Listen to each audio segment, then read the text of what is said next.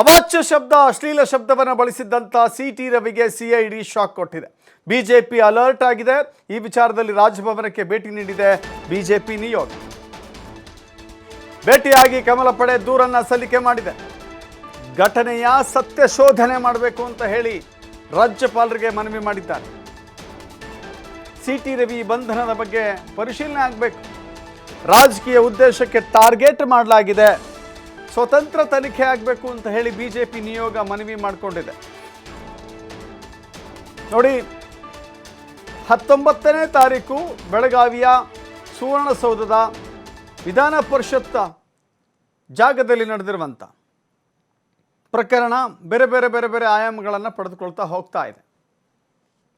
ಒಂದು ಕಡೆ ಬಿಜೆಪಿ ಹೇಳ್ತಾ ಇದೆ, ಸಿಟಿ ರವಿ ಬಂಧನ ಇದೆಯಲ್ಲ ಅದರ ಬಗ್ಗೆ ತನಿಖೆ ಆಗಬೇಕು, ಸತ್ಯಶೋಧನೆ ಆಗಬೇಕು ಅಂತ.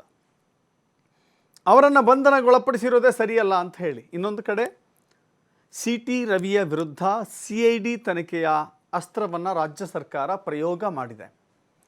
ಸಿಐಡಿ ತನಿಖೆ ಆದರೆ ಅಗೇನ್ ಸಿಟಿ ರವಿಯನ್ನು ಕಸ್ಟಡಿಗೆ ತೆಗೆದುಕೊಳ್ಬೇಕಾಗತ್ತೆ.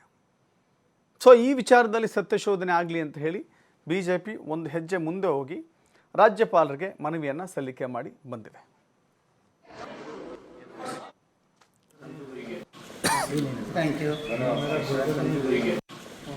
Thank you.